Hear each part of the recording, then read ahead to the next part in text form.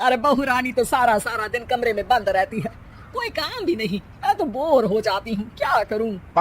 तभी मीना की सहेली रीना उससे मिलने आती है।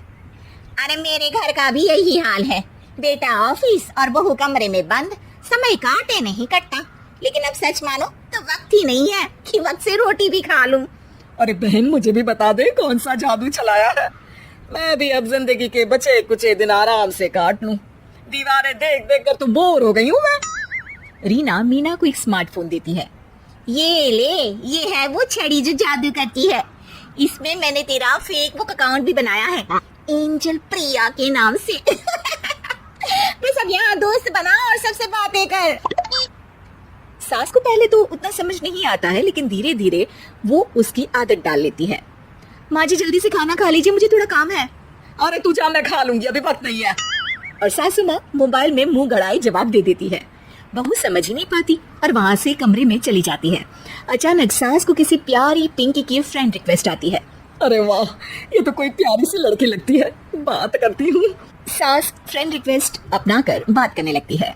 अब क्या था, सास सारा दिन उस सहेली से बात करती, अपनी कहती उसकी सुनती। एक दिन सास फोन पर ही सरगड़ाए।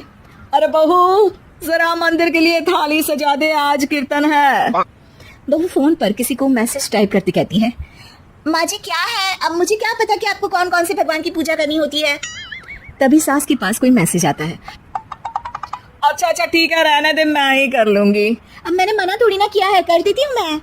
अब मैंने भी बोला ना कि थोड़ी देर में बात करती हूँ, तो मैं ही कर लेती हूँ, तू जा अपने कमरे में। बहू वहाँ से चली जाती है। सास मंदिर पहुँचती है और मंदिर की सीढ़ियों पर बैठकर सास फोन पर लिखती है। अरे मेरी बहू सारा दिन अपने कमरे में बैठी रहती है। वहाँ से रिप्लाई आता है, मैं आपकी बहू को तो जानती नहीं हूँ, लेकिन हाँ एक बात है, हो सकता है आपने उसे ताने दिए होंगे या फिर उसका दिल दुखाया होगा। ऐसा करने पर बहुओं का मन ससुराल से हट जाता है। याद रखिए, बहू और बेटी में फर्क होता है।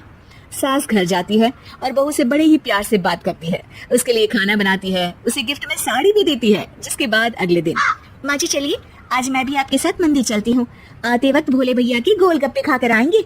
अरे हाँ बहू, ये तो अच्छा है, चलो। सास मन में सोचती है कि उसकी फेक बुक वाली दोस्त कितनी अच्छी है। उसके समझाने से उसे उसकी बहू वापस मिल गई। वो बहू को अपनी दोस्त के बारे में बताने का सोचती है, लेकिन फिर चुप हो जाती है। बहू फोन पर टाइप करती है, मेरी सास मुझे नौकरानी समझती है, एक गिलास पानी तक खुद नहीं लेती। मन तो करता है कि बोल दूं, मैं बहू हूँ, कोई नौकरानी नहीं। वहाँ से रिप्लाई आता है, देखो तुम्हारी सास को तो मैं भी नहीं जानती, लेकिन वो बुजुर्ग होंगी, पूरा जीवन उन्होंने घर गृहस्थी चूल्हा चौका में निकाल दिया। और फिर तुम ये भी मत भूलो कि जिस पति पर तुमको इतना गर्व है, उसे भी शिक्षा उन्होंने ही दी है। तो जिसने तुम्हें इतना दिया, क्या तुम उनकी थोड़ी सी सेवा नहीं कर सकती? बहू भी अगले दिन से सास का सारा काम करती, उनके पैर दबाती, उनका ख्याल रखती, उनके साथ घूमने जाती। एक दिन सास, बहू ये लो मेरा हीरे का हार, पहले तो सोचा था कि अपनी बेटी को दूंगी, लेकिन आज जब मेरे हाथ पैर में दर्द था तो तुम मेरा साथ दे रही थी। समय पर खाना पानी देकर तुमने ही मेरा बुढ़ापे में साथ दिया। उसके हिस्से का बहुत कुछ मैं उसे दे चुकी हूँ, लेकिन ये अब तेरा। बहू तो ये देखकर खुशी से उछली जाती है। वो सास को गले लगाकर कहती है, माँ जी आज सच में बहुत अच्छी है, भला हो उस एंजल प्रिया का जिसने मुझे आपसे वापस मिलवा दिया, वरना मैं तो हमेशा आपको गलत ही समझती। मैं तो सोचती थी काश वो एंजल प्रिया मेरी सास होती। क्या नाम लिया बहू? एंजल प्रिया तेरी फेक बुक फ्रेंड है?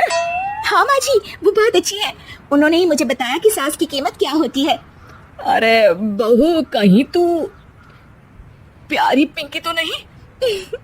जी माँ जी, मैं ही हूँ प्यारी पिंकी। क्यों? सास बहू को गले लगाकर कहती है, मैं भी यही सोचती थी कि काश प्यारी पिंकी मेरी बहू होती। शुक्रिया बहू। सासू माँ शुक्रिया तो हम दोनों को फेक बुक और सोशल मीडिया का करना चाहिए, जिसने हम दोनों को एक दूसरे से दिल से मिला दिया। अब तक दोनों को समझ आ गया था कि जो खुशी वो बाहर ढूंढ रहे थे, सच में तो वो उनके घर में ही थी।